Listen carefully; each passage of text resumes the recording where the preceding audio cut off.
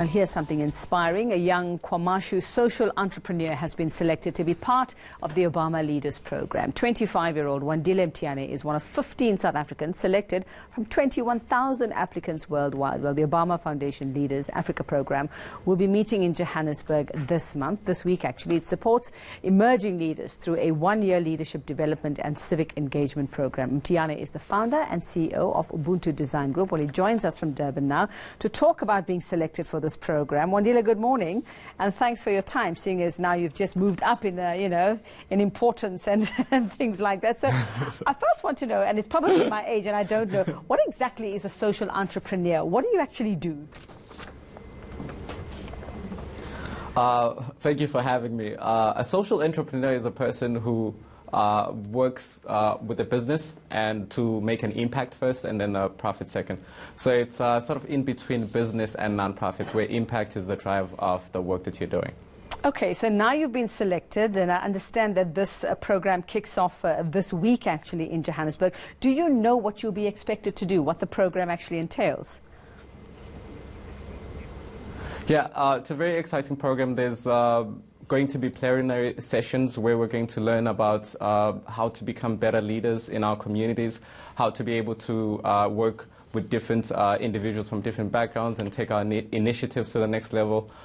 So just being able to connect with 200 of some of the most brightest young minds across Africa is obviously a huge part of the program, so I'm pretty excited about that. So give us some idea, Wandile, of what's made you, and I'm going to call you a winner, because being selected as one of 15 out of 21,000 applicants is certainly a wonderful achievement. What do you think has made you one of the choices? Yeah. So I run an organization called Ubuntu Design Group, which is based on the fundamental premise of I am because we are. We design and build homes for people living in low-income communities, particularly the gap housing market.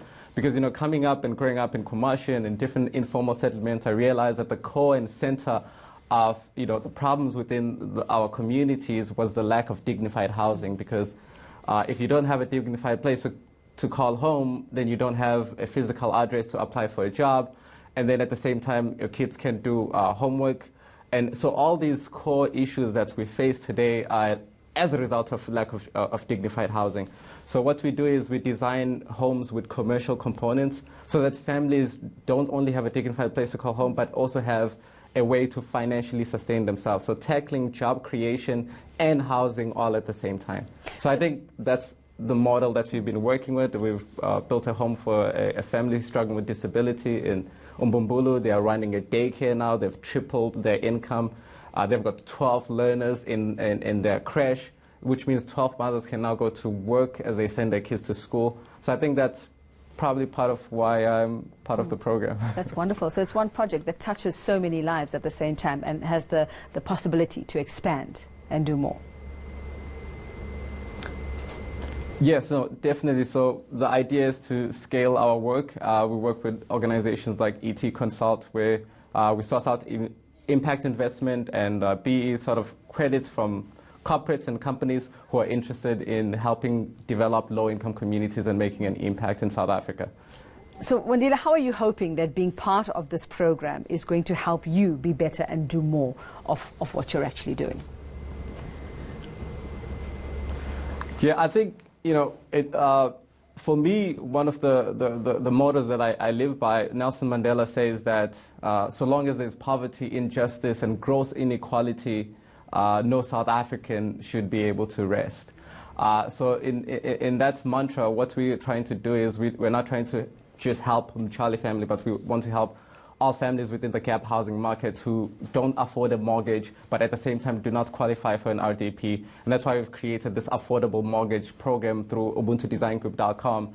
And we're calling all South Africans, whether it be corporate companies, financial institutions, to partner with us in making this happen. Mm-hmm. So the Obama Foundation is a great platform for us to be able to learn how to scale and impact more lives. But also to network with the right people in helping us make this happen. Well, there are 14 other South Africans who've been selected along with you, Wandile. Do you know anything about any of them, and are they people that you could possibly work with and for each of you to support one another? if I'm going to be honest, I do not know anything about them, but definitely looking forward to connecting with them and working with them in developing our beautiful country. I believe, our parents, fought for us to have the opportunity to go to college, and now it's our turn to be able to sort of fight for the low-income communities and enable them to be able to have a dignified place. Is it really freedom? Is it really success if there's a kid who's sleeping covered by a plastic or a cardboard whilst you are living in a dignified home? So it's about bridging that inequality, and would love to work with the Department of Human Settlement, and we'd like to work with all South Africans really who are interested in making this country equitable and in helping us share this freedom with everyone else. Wonderful. So not just a home, but a dignified home. Thank you very much, and good luck to you. That's 25-year-old Wandile Mthiyane, one of 15 South Africans selected to be part of the Obama Foundation Leaders Africa program. It happens this week in Johannesburg.